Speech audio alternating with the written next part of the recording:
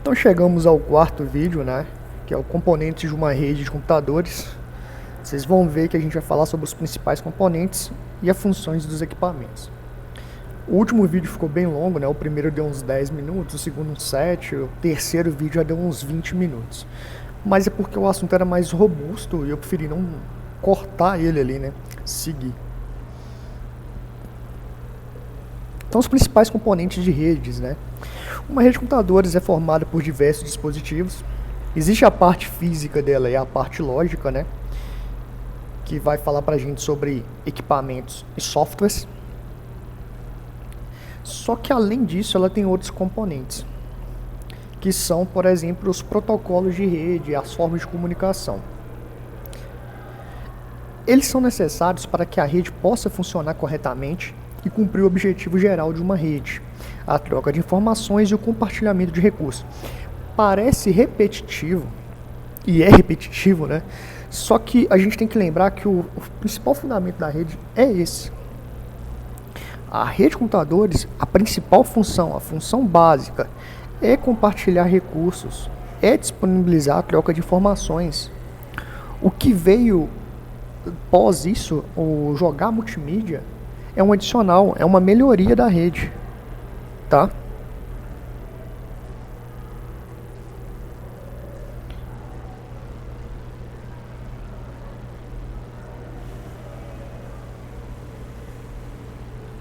Então são melhorias para ela. A função desses equipamentos, né, que a gente vai falar nas próximas páginas e vamos abordar, é fazer que a comunicação entre eles funcione corretamente e cumpra o objetivo geral de uma rede, a troca de informações, compartilhamento de recursos, sejam eles recursos de hardware ou recursos de software.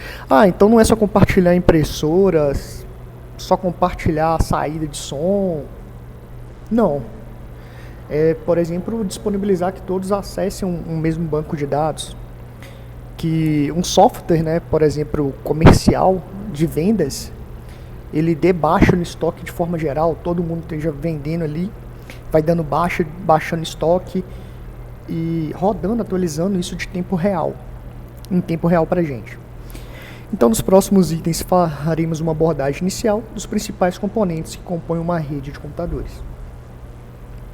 O primeiro componente que a gente vai abordar são os servidores.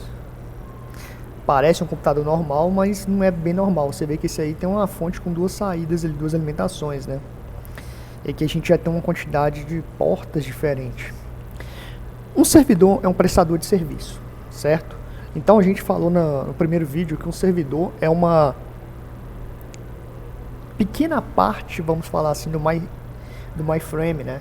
Então eles pegaram o MyFrame e reduziram ele ali a um preço mais acessível, mas que prestasse um serviço necessário e eficiente. Um servidor é uma rede de computador, e em uma rede de computadores desempenha diversas tarefas. Entre elas estão prover diferentes serviços aos computadores que acessam esse servidor, denominados clientes, né? Além de executar serviços como servidor de arquivos, aplicação, impressora, e-mail, backup, para acesso remoto, VPN, entre outros aí. Um servidor em uma rede de computadores desempenha diversas tarefas. Entre elas estão prover diferentes serviços aos computadores que acessam este servidor, que são os clientes dele. Para o bom funcionamento de um servidor, que irá trabalhar com um grande número de requisitos, é necessário, né, que o mesmo possua hardware específico. Eu gosto de enfatizar isso pelo seguinte: você vai encontrar alguns profissionais de TI que vão chegar e falar com você assim: a coisa é muito simples. Você pega um computador normal e põe para rodar, que ele vai ser o servidor. Cara, vamos lá para nós. De uma forma bem... como seria uma palavra mais bonita? Mas vamos pensar de uma forma bem contextual. Dentro de casa, eu posso fazer isso. Eu posso pegar um computador lá de casa e transformar no servidor. Eu tenho um computador mais velho lá em casa ali, mais antigo. Instalo um NAS nele, instalo algum sistema operacional Linux ou um serviço open source, né, do mundo Linux, que não pede muito de processamento e eu tenho um serviço rodando ali em casa. Porque em casa eu tenho uma baixa demanda. Mas isso numa empresa não funciona. Ainda mais em grandes empresas, tem uma quantidade grande de funcionário. Até mesmo no escritório de advocacia. Você tem uma demanda para buscar arquivos muito grande e às vezes você precisa que aquele profissional ali tenha acesso remoto àquele conteúdo. Então, um computador doméstico que é projetado para ficar ligado 8 horas, 12 horas por dia, muito estourando, e mesmo assim já comprometendo o bom funcionamento dele, não serve para esse ambiente. Eu preciso de uma máquina que tenha um bom aspecto físico, né? Que tenha uma fonte melhor. Uma fonte que aguente ficar ligada 24 horas por dia, 7 dias por semana. Uma fonte que me permite redundância, que é uma parte dela, eu posso trocar só o cabo, continuar usando e me preparar para uma melhoria. Eu preciso que os capacitores daquela placa-mãe tenham maior resistência à corrente elétrica. Então, um computador normal, ele não, desktop, não vou falar normal, vamos chamar desktop, né? Ele não é preparado para ser um servidor, tá? Primeiro que a forma dele trabalhar com essas requisições de tarefa é um pouquinho mais lenta, é um modelo mais de pilha mesmo, né? Faz uma, vai fazer na outra. E um servidor, o sistema operacional dele é feito para receber um conjunto de requisições e instruções maiores e operar aquilo de uma forma melhor.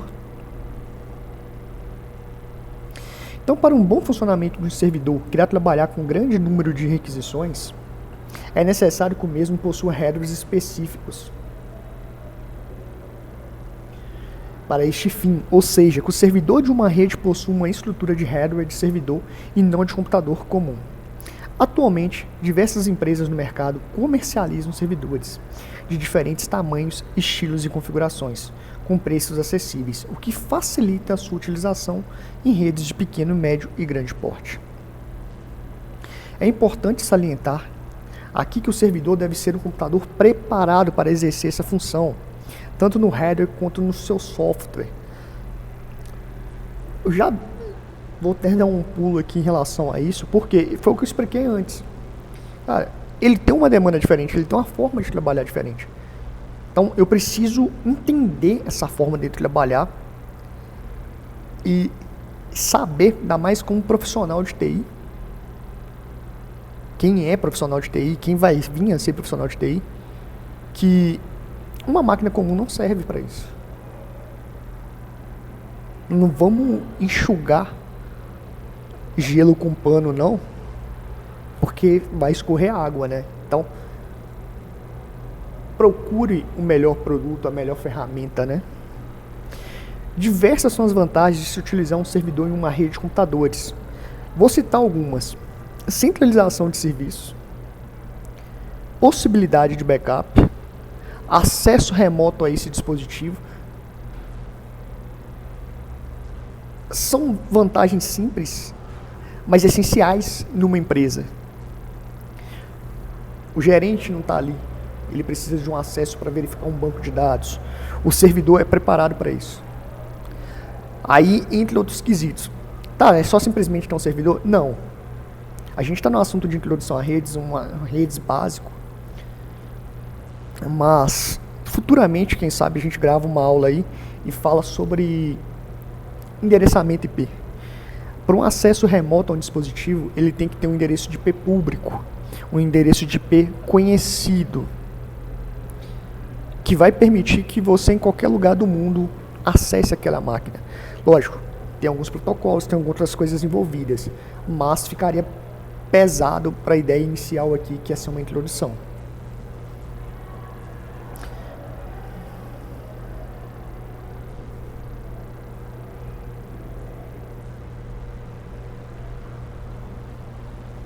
Então, as vantagens dele aqui: centralização de serviços. Ao utilizar-se um servidor, um serviço de rede, que geralmente são mais do que um, ficam centralizados em um mesmo local, o que facilita a tarefa do administrador do servidor. Backup, né? Ao centralizar serviços, né, de rede, como servidor de arquivos, e-mail e banco de dados, tem essa facilidade de criar uma cópia segura. Entra para a gente aí o backup simples e também o RAID, né, que são sistemas de backup e formas de se fazer um backup mais seguro. O acesso remoto. Um servidor pode e geralmente tem implementado serviços de acesso remoto. Dessa forma, usuários podem acessar servidores de uma pequena empresa, por exemplo, de qualquer lugar que tenha acesso à internet.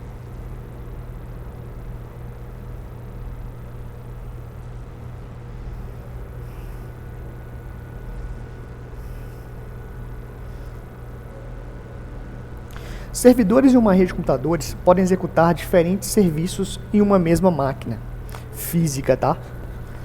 Sendo que essa forma, uma única máquina pode oferecer diferentes serviços. Eu até deixei aqui em vermelho aqui, em alguns casos essa prática não é recomendada. Exemplo, eu quando trabalho com servidor, vou pegar um Windows, que é um servidor que a maioria das pessoas que estão começando a mexer com a empresa vão optar por ele.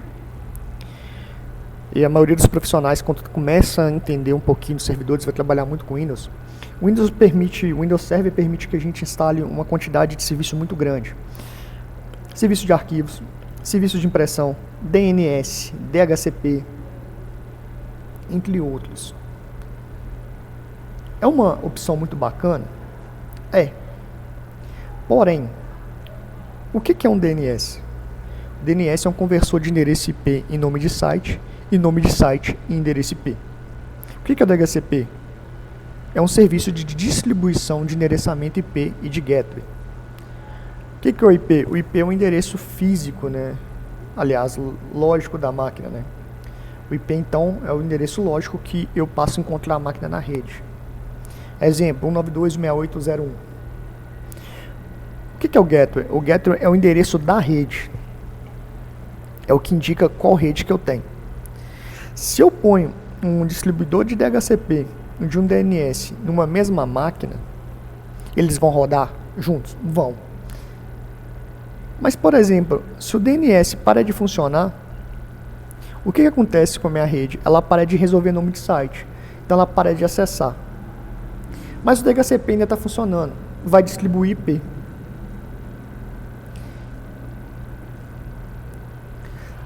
Aí eu vou ficar meio que com meio serviço rodando. E às vezes uma manutenção desse serviço, eu tenho que formatar uma máquina. De vez de eu parar um serviço só, ficar com um parado para resolver, eu vou ter que resolver dois. Fora que, se eu ponho algum serviço na mesma máquina, se um serviço é atacado, por exemplo, põe e-mail dentro desse aí, servidor de e-mail, o meu servidor de e-mail está sendo atacado, tentando ser hackeado, alguma coisa do tipo, eu parei a minha rede. O correto é a gente ter serviços bem distribuídos. Hoje, a maioria das pessoas optam por virtualização, né, trabalhar com virtualização, e ter cada serviço como um container, né, ali funcionando.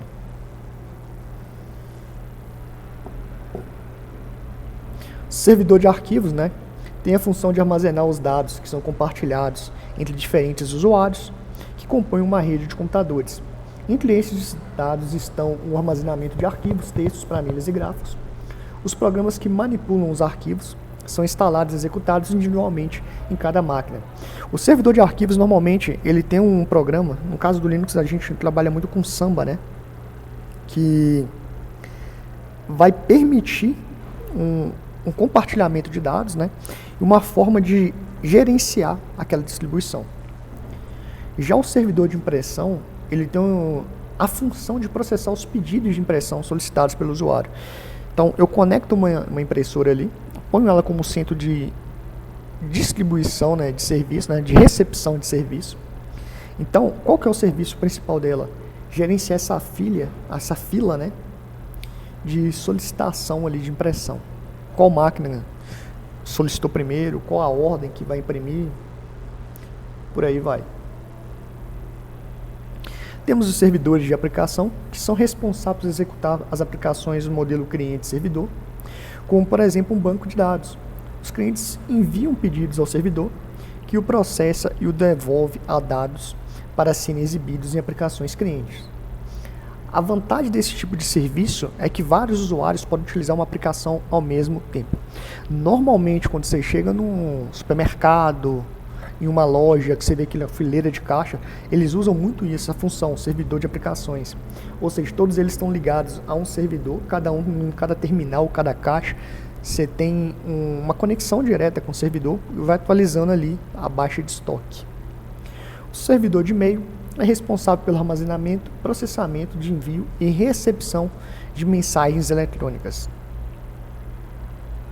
O servidor de backup, ele é responsável por executar, armazenar e atualizar cópias de segurança dos dados armazenados no servidor. O servidor web, também conhecido como servidor de hospedagem, né, armazena as páginas do usuário que ficarão disponíveis. Vale lembrar que normalmente quando eu acesso um site, aquele IP, né, que o DNS vai converter de nome de site IP, ele relaciona diretamente ao servidor.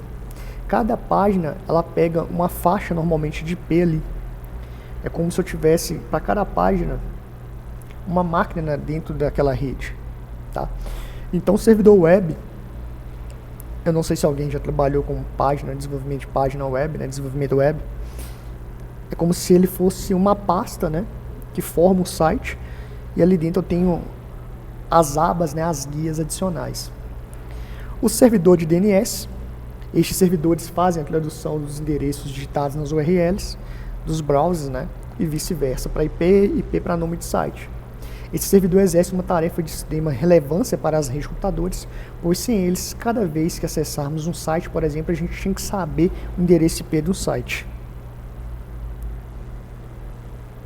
O proxy é um servidor que exerce diferentes tipos de serviços a uma rede de computadores. Em geral, um proxy, né, está associado ao cache, que nada mais é do que o armazenamento local do servidor de páginas da internet mais visitado. Então, dessa forma, o servidor proxy, ele controla a minha forma de acesso.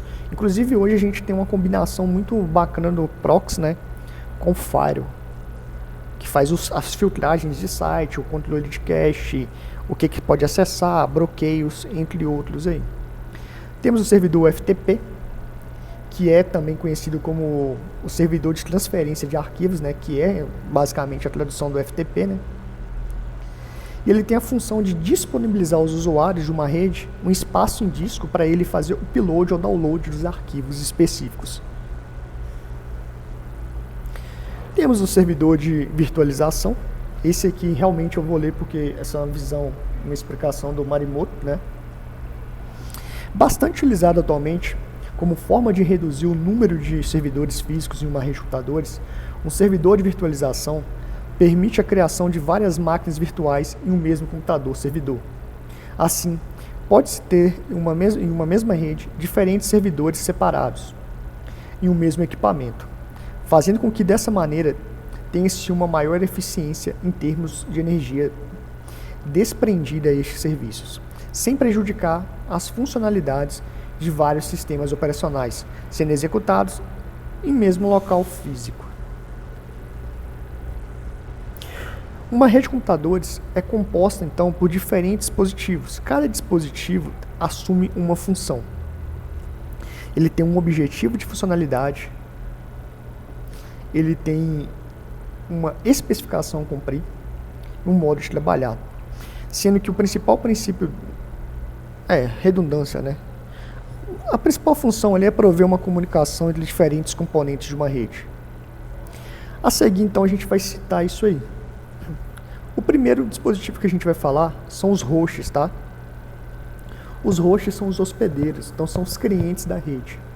Qualquer equipamento utilizado pelo usuário final para processamento de aplicações e conexões à rede, eles são definidos como hosts. Eles são hospedados, né, hospedeiros daquela rede.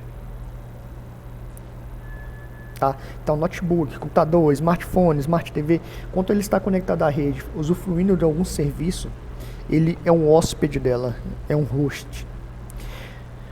Interface de rede. Todo computador, notebook, smartphone, qualquer dispositivo computacional que acesse a rede, ele precisa ter uma placa de comunicação com a rede, uma placa Ethernet. Essa placa internet também é chamada de interface de rede.